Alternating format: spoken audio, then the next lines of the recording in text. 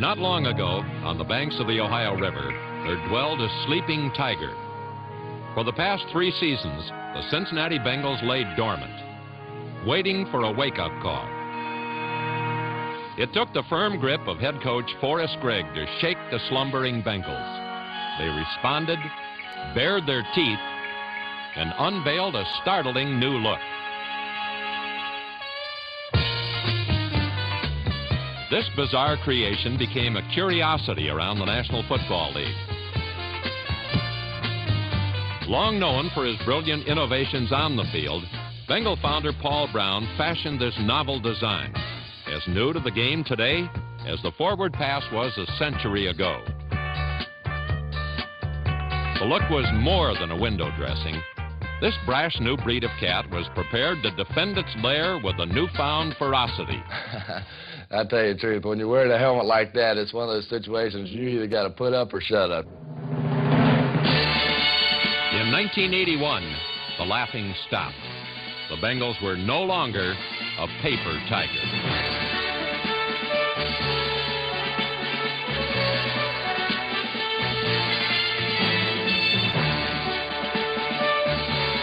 The Bengals became extremely aggressive.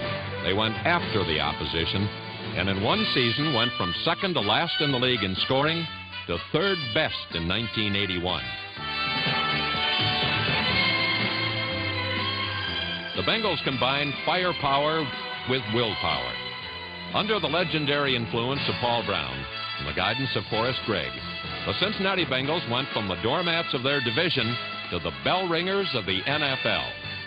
And the stripes they wore became the proud symbol of a new era in Bengal football.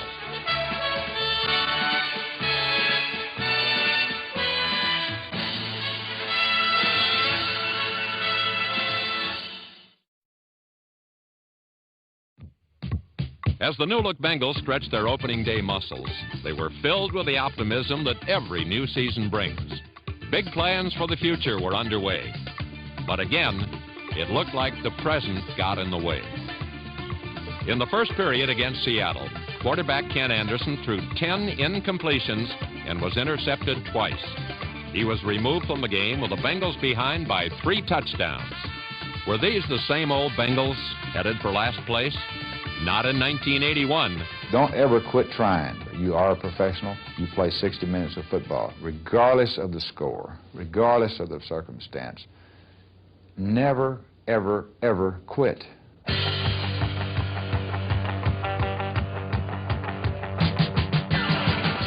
With backup quarterback Jack Thompson injured, third stringer Turk Schonert, number 15, came off the bench to bail out the Bengals. Schonert ran and passed the Bengals to 4 touchdowns, and Cincinnati came from behind to win 27-21.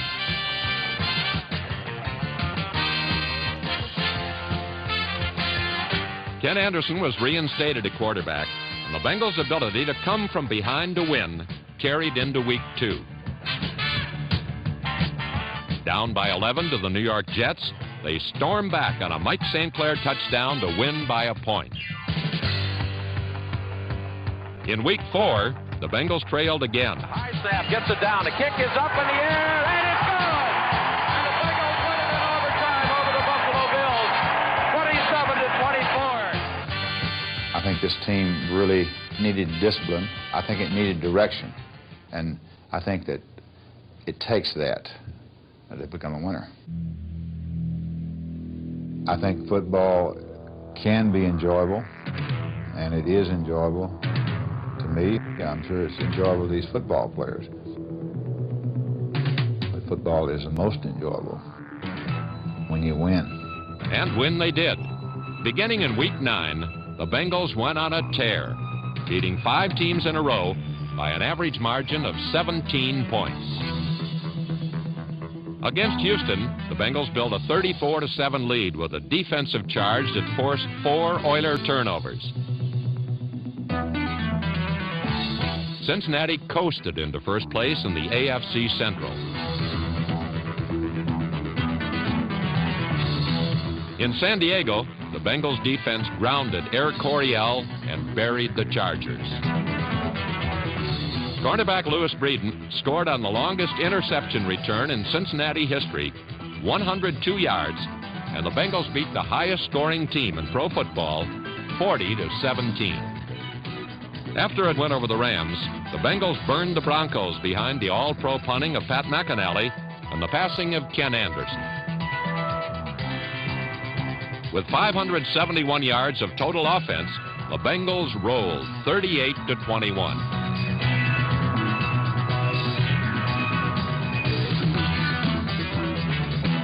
The Bengals climaxed the 5-game streak in Cleveland with a 41-21 thrashing of the Browns. Cincinnati owned sole possession of first place in their division and had the best record in the AFC. The transformation was complete. The ugly ducklings of pro football became the swans of the sport. What we're seeing is the fruits of hard work, hard labor. Nothing was really given to us. Everything was done with our own blood and guts and with our own selves. We support each other, and now we have our fans supporting us in the media. It's really exciting. Exciting was the word for the offensive line. Bolstered by tackle Anthony Munoz, the AFC Lineman of the Year, the unit gelled in their second year together. Bush, Lapham, Bujnak, and Montoya, Wilson, Moore, and Obravich all contributed in open running lanes for Charles Alexander, Jim Hargrove, Archie Griffin, and fullback Pete Johnson. Finesse is not a priority in the Bengals' running attack. It relies on power. And power is defined by the man that fills out the jersey of number 46.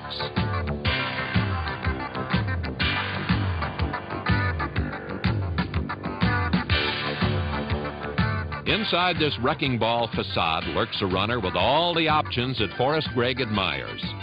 Pete Johnson is the type of fullback that I like. And when you give him the football and you give him any type of daylight, he's going to make yardage. He's going to make that tough yardage for you. When Pete gets rolling, he can intimidate the opponent by just his sheer power. I know that defensive backs, once he gets in the open, they don't like to tackle him. When you measure his size against theirs, I can certainly understand that. As a runner and receiver, number 46 led all Bengals with 16 touchdowns. Pete Johnson, a plow horse among NFL thoroughbreds, met 1981 head-on and ran away with his first 1,000-yard season.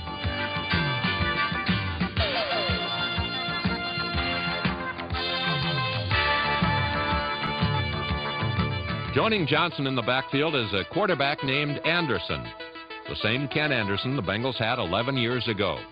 He has weathered hard times, a succession of injuries, and a stadium frequently filled with jeers to reemerge as the NFL's top-rated quarterback.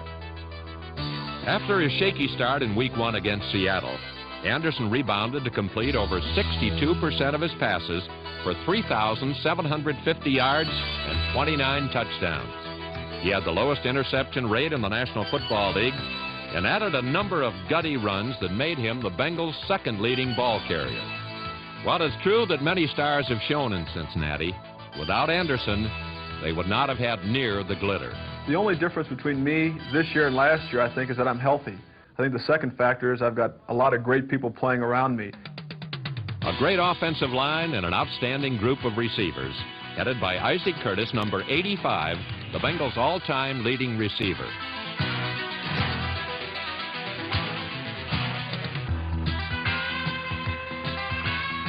Curtis lent his 9 years' experience to number 1 draft pick David Verser, number 81, who averaged over 26 yards a catch.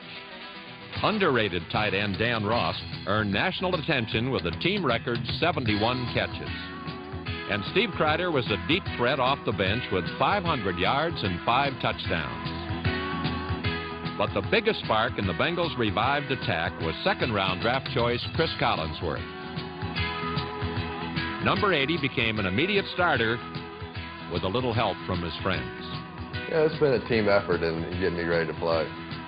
And I've made some mistakes early and just trying to learn my assignments and trying to learn some of the different techniques that they were teaching up here, and it took a while to do that. But they helped me and they stayed after me, especially Isaac. And if I can ever get to the point where I run my routes like Isaac Curtis, then I'm going to have a future in this league. For Chris Collinsworth, the future is now. Number 80 became the top rookie receiver in football with 67 catches, over 1,000 yards, 8 touchdowns, and a trip to Honolulu for the Pro Bowl.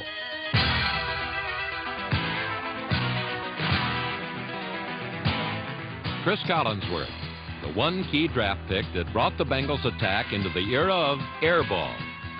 His performance was as striking and conspicuous as the Bengals' new tiger stripes.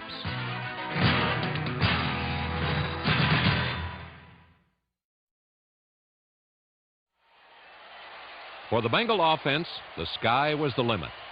For the defense, 1981 provided the chance for a group of no-names to become familiar names. They were the final pieces of a football team with few discernible weaknesses. The unit was a mixture of talented young athletes bound by the experience of men like 13-year veteran quarterback Ken Riley, number 13. It was a defense that struggled early in the year.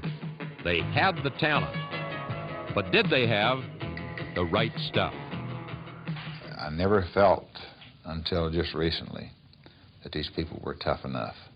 But, mister, they have convinced me now. They get after people, and that's what I like.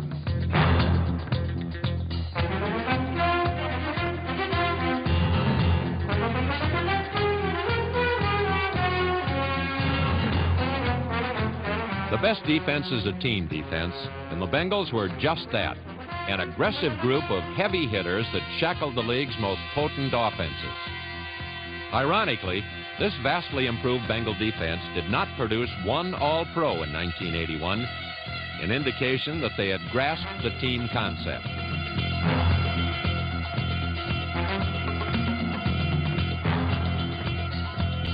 For future reference, there are names to remember.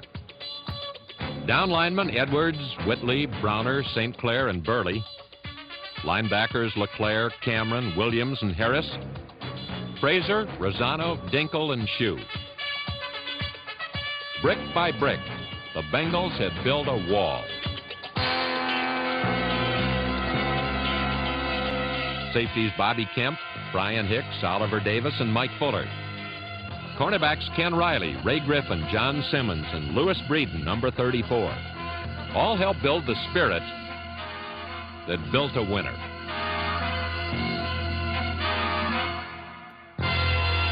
Still growing, the Bengal defense finally headed in the right direction. And it was clear that Forrest Griggs' influence had made a difference. His influence is a big part of our team. You know, he came in and gave us direction and discipline when we needed it, and turned his team around. And as you can well see, it's worked. So we're pleased with him. You know, he's a great head coach, great man too.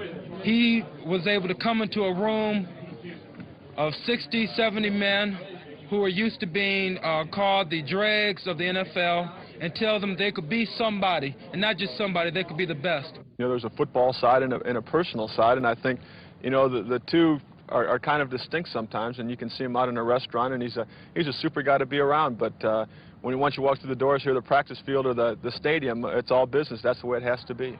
Come on, Kenny! We quit blocking anybody. We're not running. We're not doing anything. Boy, I'll tell you what, Pat kicks like somebody with a busted knuckle. Hey, you know what? You know what? You know what? You're always out of position or something.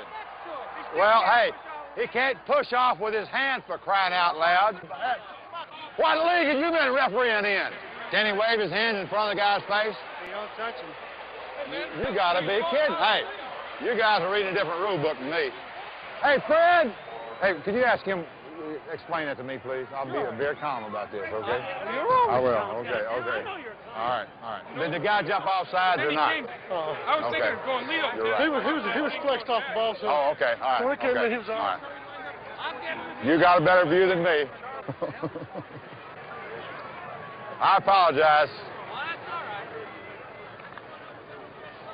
Okay.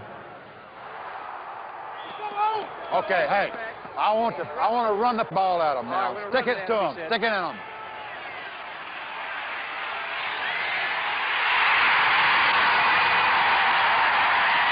By the season's 14th week, Forrest Gregg's discipline and direction led the Bengals to a 10-4 record and a chance to clinch the Central Division championship.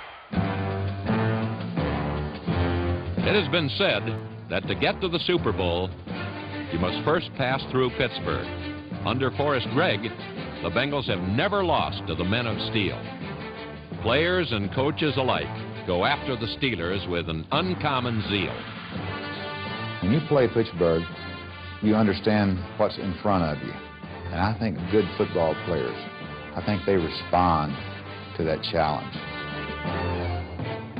Our guys, for some reason, they know that they must play their best football against Pittsburgh. Otherwise, they're going to get beat. And they're not only going to get beat by the score, they're going to get beat physically. And they understand that. Yeah, come on, Kenny! Right there, right there!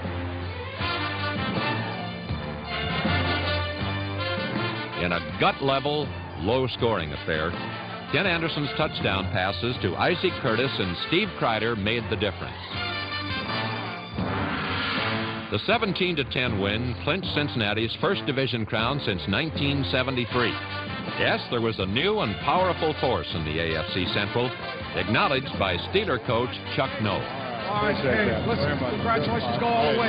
One thing right now, you may have worked for. The next step for the new champions, the playoffs, and a showdown with the Buffalo Bills.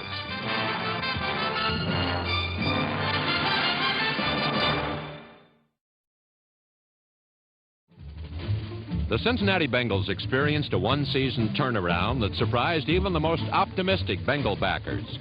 As they stepped toward their first playoff game in 6 years, they could not help but look back at how far they'd come.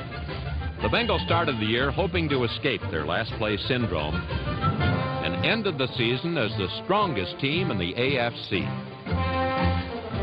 Riverfront Stadium had a whole new look, and a vast assortment of Bengal maniacs urged their team to stick it to the Buffalo Bills.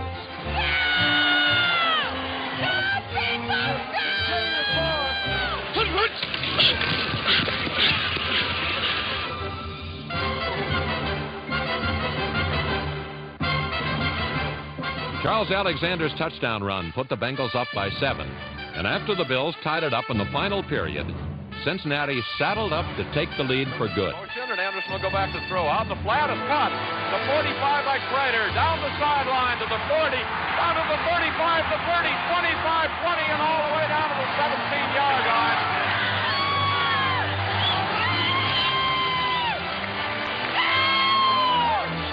Big play right here. Looking. Fires upfield. Touchdown right down the middle of Collinsworth. The Bengals won their first playoff game ever, 28-21. Next, a rematch with the San Diego Chargers, this time for the AFC Championship.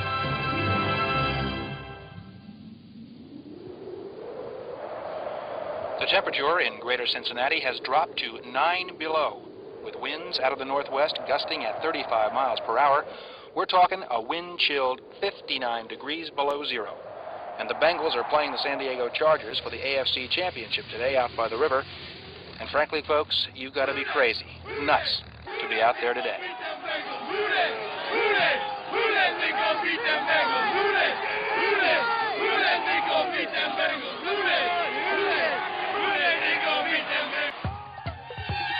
On Cincinnati's coldest day ever, the game was a survival test that called for daring and desire. The only thing that warmed the Bengals was the anticipation of victory.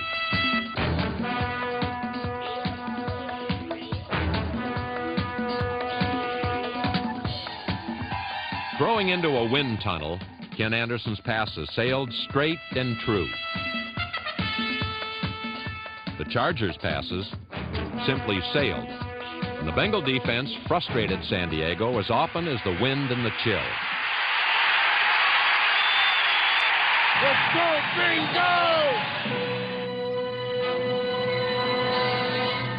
M.L. Harris' touchdown followed a Jim Breach field goal. The game wasn't 8 minutes old, and the Bengals had a 10-point lead. Come on, Jimmy! Back in!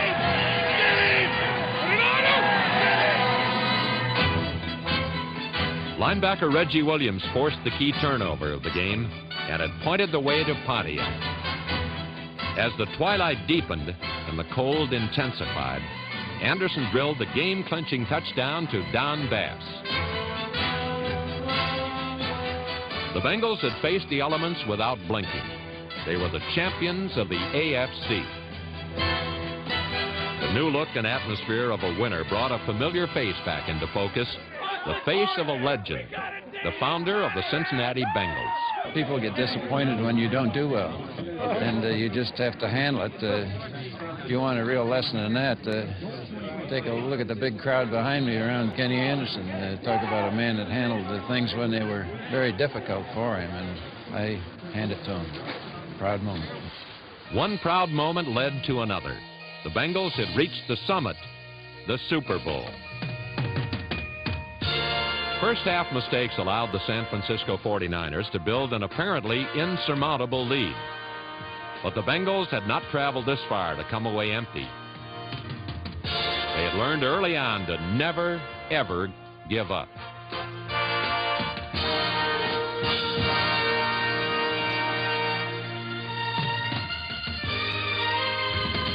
The Bengals came back to dominate the second half. They had more first downs, more total yards, and scored more touchdowns than the 49ers.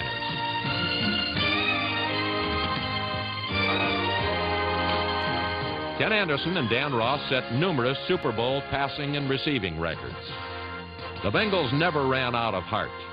They fought the good fight and fought it to the end. What they ran out of was time. There was no shame in this defeat. Though they fell 6 points short of the peak, the Bengals left footprints on the summit. They established their goal for 1982.